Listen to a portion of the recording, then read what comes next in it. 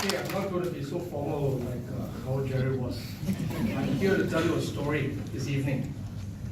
I think in many farewells that we attend, people like to reminisce. People like to think about, the past of how a person has come into our lives, how a person may have impacted. And it was very funny this morning because when Mr. Cheong was passing his office, and we were just making jokes every morning before we go to the briefing. He actually told me, he said, "Hey, I thought you told me that you were going to speak and give me a eulogy." Because we always had this joke between the two of us. I said that if I die before you one day, you must be at my wake, and you must give a eulogy. That's how far we have come through. Okay, I'm not going to be emotional this evening. I'm going to hold myself very strongly. Because I think out of everyone in this room, I would probably dare to say that I have known this man the longest. It goes back to the year 1993, where in a little town called Ithaca in New York, where there was this man called Albert Cheong. At that time, he was a young, probably mid-30 over year old, and I was a young chiku, 25 years old. And if you know Ithaca is a place where it is not a big city, it's not New York City. So it is this little godforsaken kampong, if you like. It was actually a campus town. And when I arrived, I was probably the only Malaysian at the time. So when you're 1,000 kilometers away from home, and when you were alone, and it was going to be a journey to learn. I was going to better myself in sales and marketing, and also human resources. And he was there on a different mission because he was there to better himself in the areas of general management. So it was one of those evenings where, as foreign students, you don't do much, not much money to spend. So what they did was everybody chipped in a little, and there was this little party. I remember it was organized by this Japanese lady by the name of Hidemi. Okay. No, ladies. But it was a mixed crowd. So when I was there, and that was the first time I met him, I said, "Wow, you're a Malaysian, and I'm a Malaysian, so hello, we met." So to cut a long story short, our friendship blossomed from there. And at that time, I don't know the name Albert Cheong yet. So it blossomed from there. We did a lot of things together because we were the only Malaysians at the time when we really met. And if you know Albert Cheong, he's not one person that will go around to meet everyone. He's got this thing about him. Even from those days. You mean Lancy? I don't know, that one I wait for him to answer. But even back to those days, if you know the Albert Cheong of today, he was exactly the same 30 over years ago. Same guy. I remember, I think in the interim before he came in as the CEO, when I was doing the acting position, I think I spoke to many of you. I mean, the likes of the Siva, the Darrens, I think the Kingleys of the world. Everyone was in the briefing. I said that, and I think Asmi was also there. I said in a couple of months that if you guys can't even handle the way I did things here, or the way I managed here, you're going to have a hard time with this guy when he comes. So I actually forewarned them before your arrival, Mr. Cheong. So you're going to have a hard time because after knowing this man, we spent a lot of time. I mean, he went to different classes, I went to different classes, but we loved doing one thing together every evening. Every evening was to play golf. Because there was a golf course on this campus, and we did nothing but just play golf. So I think from there we learn each other's traits, and on the golf course you really learn about a person's character, and I know one of them in this room, he gets angry, he will slam the club on the ground, But anyway, we came home, we came back after that, And then I went back to do what I was doing. I was with the Equatorial at the time. And then, as we were talking, and then I realized, I said, wow, I was sharing with many other folks. I said, oh, I met this guy. I said, oh, that Albert Cheong, that is the guru of marketing. I said, wow, I didn't even know that. So interestingly, I began to, the inquisitive me, I began to want to find out about this person more. Because I was in sales and marketing, I said, and I was thrown into the deep blue sea at a very young age. I was director of sales at 25. So at 25, I never had a mentor. So I tried, I said, there was no right one that came along. So I said, okay, I was going to make this guy a mentor, but this guy he was busy, of course, because he was the first Asian, if you like, to be posted in Hong Kong, to be looking after all the entire group sales and marketing. And you can imagine, all the Caucasian DOSMs had to report to this guy, and this guy gave them hell, trust me. So I remember one very clear instance was, the Equatorial was always perceived to be 4-star, but the owners have always thought it was 5-star. So, it's always pitting us against the likes of the Shang, the Park Royal at the time, and, say, oh, you must get the rates up there, you must be at the 5-star level. And so I actually went to this man. I can't remember, was it on the phone or was it, no emails back then. And Mr. Cheong, I still remember clearly what you told me. I've never shared with him, but this is after 24, 5 years. I said, my owners want us to be at that level, at 5-star, but we know that we are here at this level, at 4-star. My rates will never be there at the 5-star because product to product comparison, we're different. He said this, tell your owners, do they prefer to be at the bottom of the A or to be at the top of the B? Think about it. That gave me a lot of meaning. I said, wow, this guy thinks 10 miles ahead, So I've got a lot of other stories about how I went through and I managed to even get his sample marketing plans that he wrote and all that, to want to emulate this gentleman, to say that, hey, I want to be like how he is in terms of sales and marketing. And I think coming to where I am, the career that has brought me to where I am today, I actually think to a certain extent, this has been attributed to this man whom I met in 1993.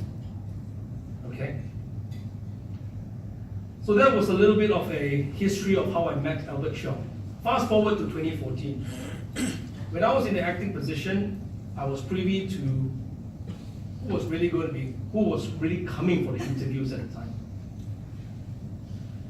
So when I heard that Albert Cheong was coming for an interview, I said, oh gosh, this is going to be a repeat experience. And I said, wow, if this guy gets appointed, having worked with 3 other generations of general managers and CEOs, I said, because I know what the rest were capable of, what their caliber was, and I know this so-called incoming candidate, the caliber of this incoming candidate. I said, it's going to be so fresh. Things are going to change so good. The day when he came for the interview, I remember calling him in his room. I called him in his room, I said, and he's got, if you realize, I don't know, but he's got this way of answering phones. Every time when somebody calls in, he doesn't say hello. He goes, Albert Cheong. That's it. I say, wait. No, you don't say wait. He says, Albert Cheong. So when I called him in his room in the resort suite, and when he did Albert Cheong, it was like, wow, I said, Albert, Wilfred Yo here. Oh, he didn't say who is it. He said, hey, hi, I can't really talk to you now because I'm going over for the interview, blah, blah, blah, So I told him, I said, hey, we got to catch up. Obviously, he didn't catch up. he didn't catch up. So I guess because it was, I think during the evenings, or was it the following day, he had to rush off to Bangkok. So fast forward, like what Jerry has said, his tenure here, he has served us almost 4 years, come January, 4 years in the next 2 weeks. And I actually was thinking to myself yesterday, I said, if I'm going to be speaking today, I said, how really did Albert Cheong impact not just me, but how did he really impact the people that he has worked with? In particular, the many of us in EXCO, the many of us in SIHR, because we deal with this man on a daily basis. And I've got this habit that every morning when I come to work, before going to the briefing, I will go into his office to get him. And it's been going on for the last 4 years. And I don't call him Mr. Cheong, I actually call him Tau Kei. So it's like this 4 years of being this Tau Kei. In Hokkien actually means head of the family. So, I was just thinking to myself yesterday, I said, I'm going to be sharing today. I'm not just going to be talking about, all the best good wishes and so forth. But I was just reflecting, the entire evening I was just reflecting, I said, how has this man impacted us? What has he done? Or what were the traits what actually provoked this? I'm going to be very honest. What actually provoked this was, I was on a trip to Hanoi last 3 weeks, 2.5, 3 weeks. And on my return trip, at the airport, I was asked a very funny question. No names mentioned by this particular person that I was traveling with, whom I have got,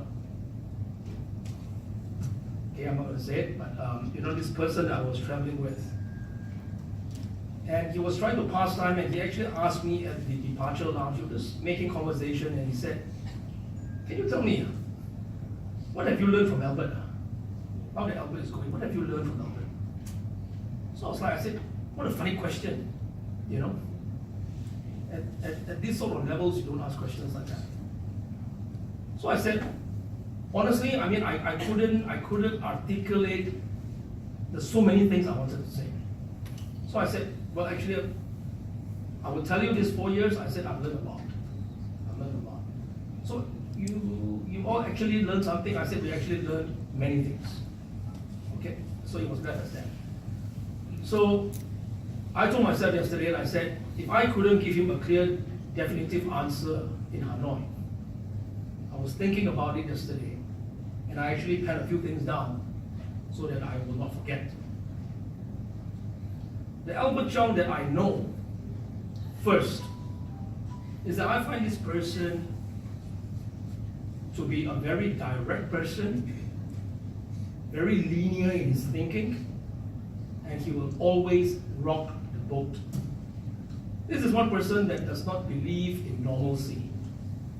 If it's good, it's how do you make it better? If it's gotten better, how do you make it even greater? So I think today, good is not just an accepted word anymore, or an accepted adjective anymore. Good is just very normal, especially in our business. Because if you are not good, that means you are bad. If you are just good, you're just one of the rest. But you need to be great in order to stand out from the rest. And I think he has inculcated that very much in us, always making us think out of the box. So cliche, but it's what if it's this, what if it's that, what if this scenario, what if it's not that scenario. Renovation, no renovation, I tell you, you go through sessions with him, trust me, you will learn by default. Yeah, you will learn by default, and yet, you will be able to see how inadequate you are. Really. I always tell myself, I said, oh gosh, I'm so inadequate, compared to how he tells me, to look at certain things. Secondly, I thought about it and I said, if you want to be a great leader, it's not easy. Because great leaders are very divisive. You either love them or you hate them. I know a lot of them tells me that also, even in my department. You cannot be a person to everyone.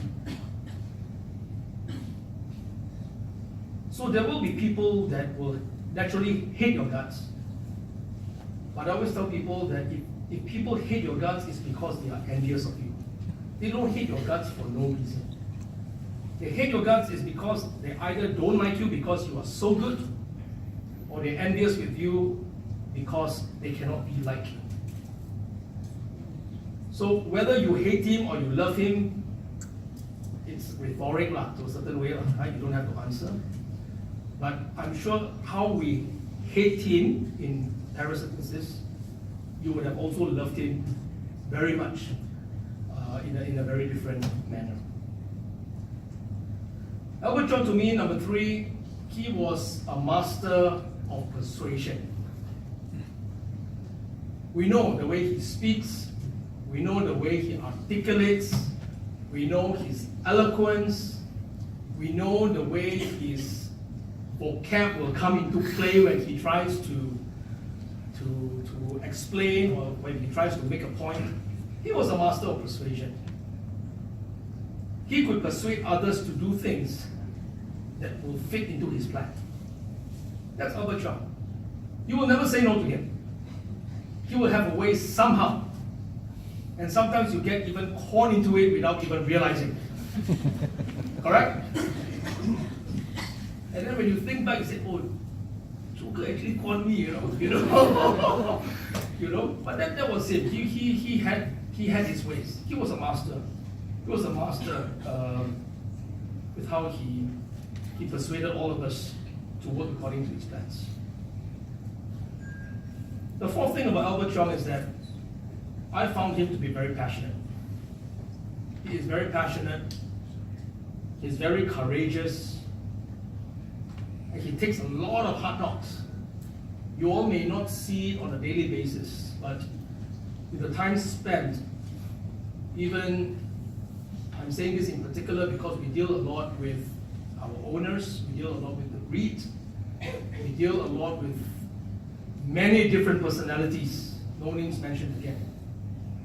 And he will take all these hard knocks that comes his way. And not at any one time. He will back off. Not at any one time. He will send a replacement.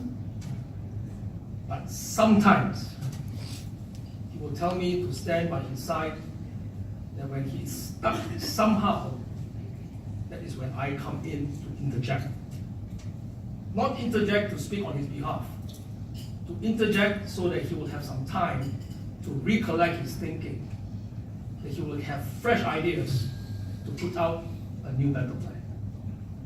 That's how we operated as partners, and I value that, Mr. Cheong.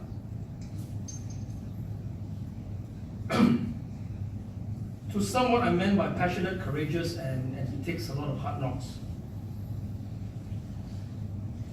This would be summed as, he has the tenacity of a bulldog, the eloquence of a nightingale, and the stamina of a stubborn buffalo. He is very stubborn. Very stubborn. He has got, if I want to put it in very layman terms, he sometimes will put through this I don't give a damn attitude. You will see him, and many of us have experienced that, when he gets real worked out and, occasionally, and that is when his I don't give a damn attitude comes out. But this I don't give a damn attitude, to me, actually reflects one thing. Many can perceive this to be an attitude of a bully.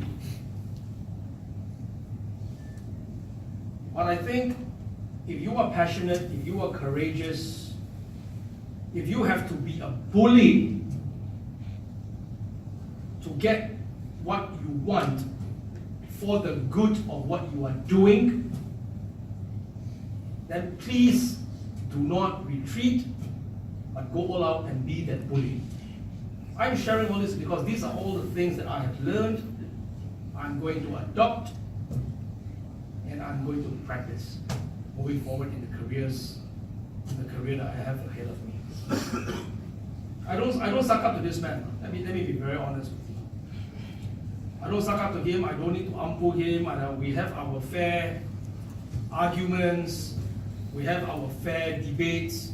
But it's always good because I know what he really wants at the end of the day for this place.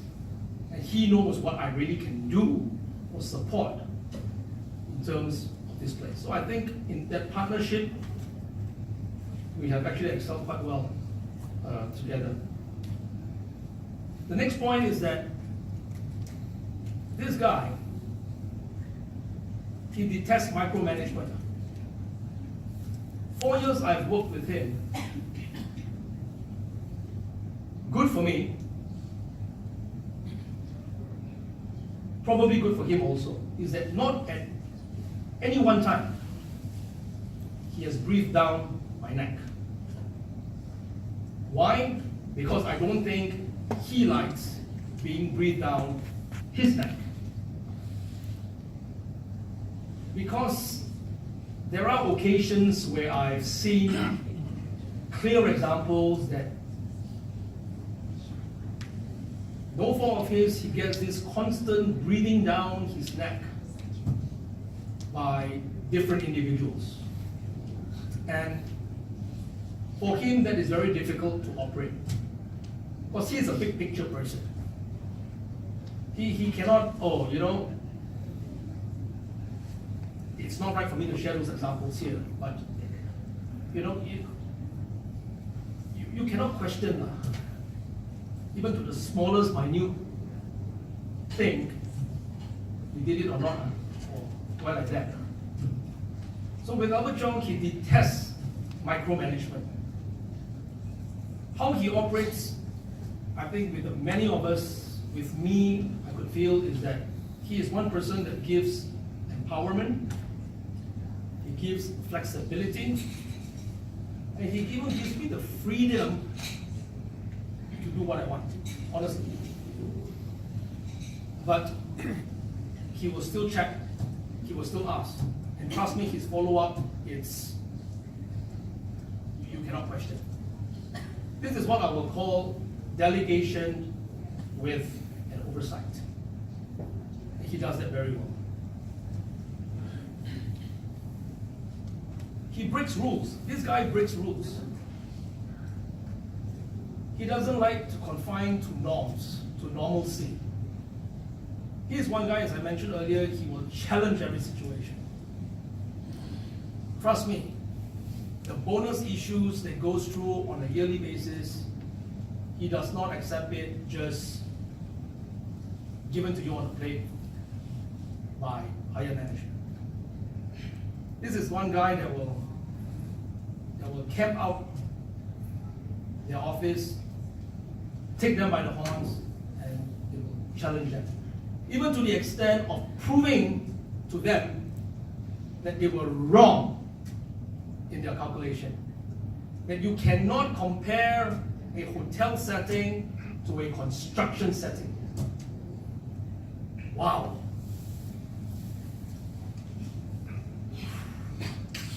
That was an eye-opener. Because the way he understood computation of bonuses versus the model and the formula adopted by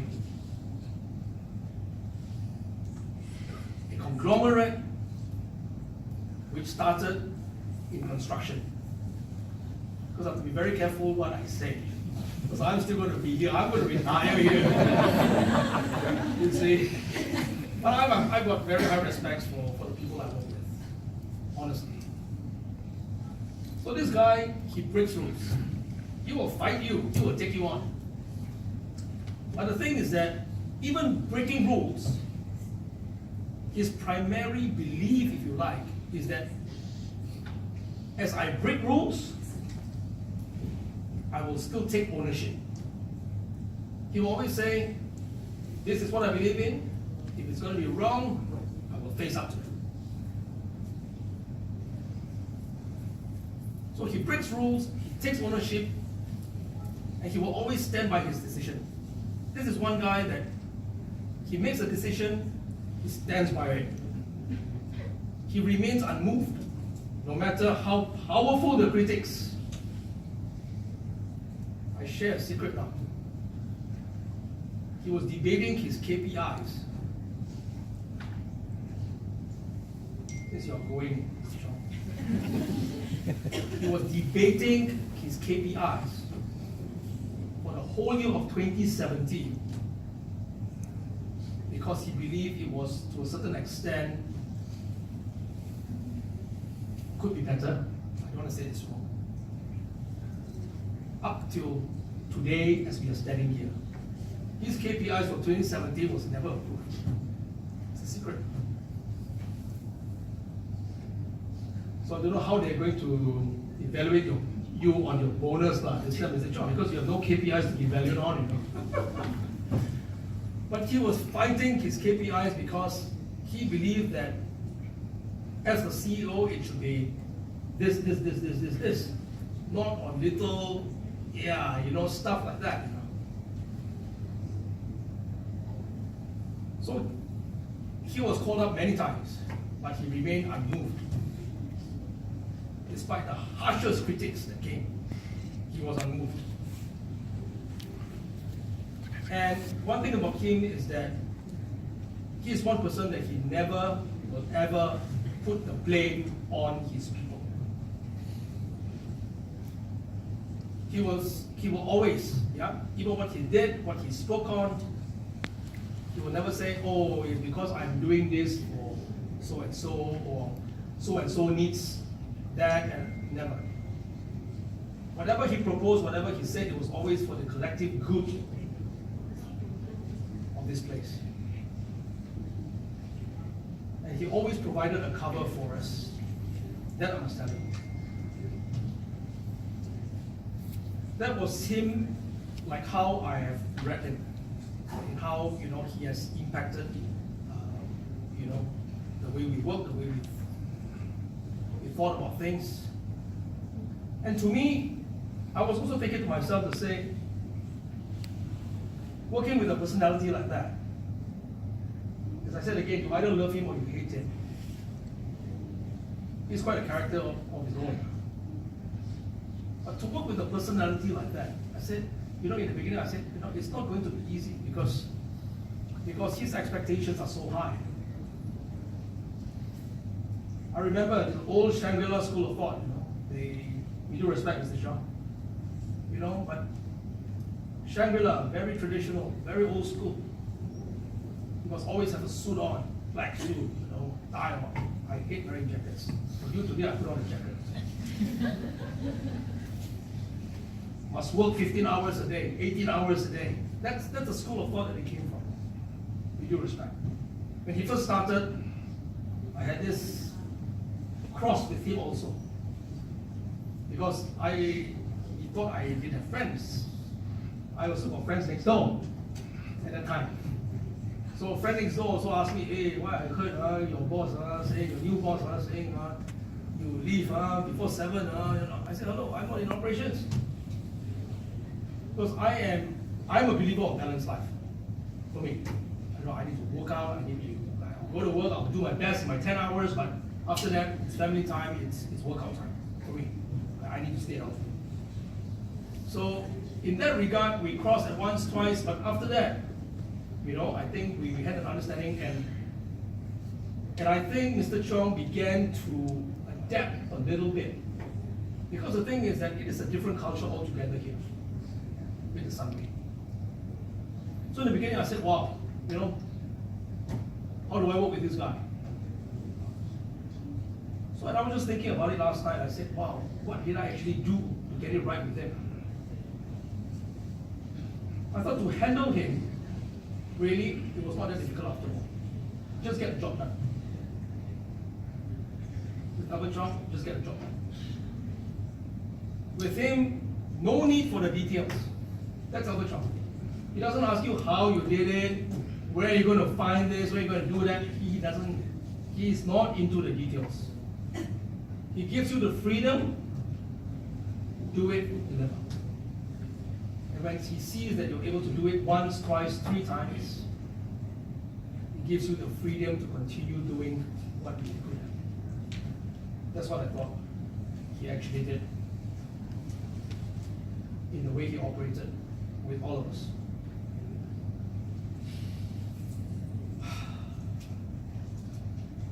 To sum up, I think, to describe this man today, we are here at his farewell, at his retirement. For a man who have given all his life to work, left the country 30 years, leaving the family even behind, 30 years of sporadic family relations, times of children growing up. Because we had a lot of talks going, Mr. Cheong, not just work, so many other things, and I began to understand this man more in depth. He said that every time he talks now, everything is about the family, about the children, about, he's so proud of his son, you, Phoebe, and your sister, he keeps talking about it. So I began to realize is that, wow, now he is playing the catch-up game. He's making it up, lost time. So I told him, I said, Mr. Cheong, enjoy your retirement.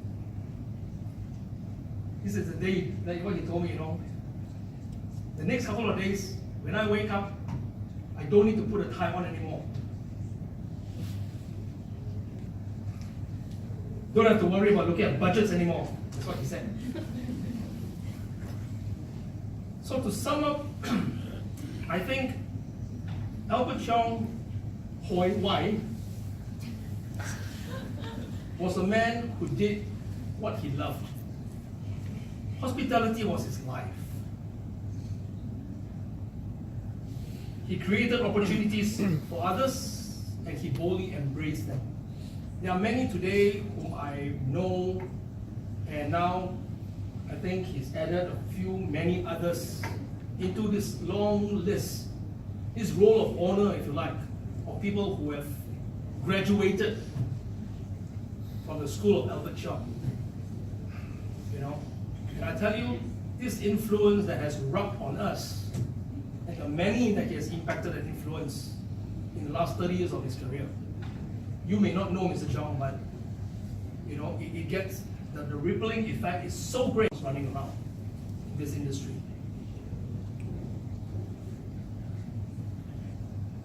In the end, if I can sum it up, it is really 3 things. It is his passion, it is his purpose, and it is his people. If there are 4 P's to marketing, this is the 3 P's that is to leave in his career. So Mr. Cheong, okay, mentor and friend, on behalf of Sunway Hotels and Resorts, many of the others who are not here, we wish you a happy retirement. Stay healthy, and God bless you.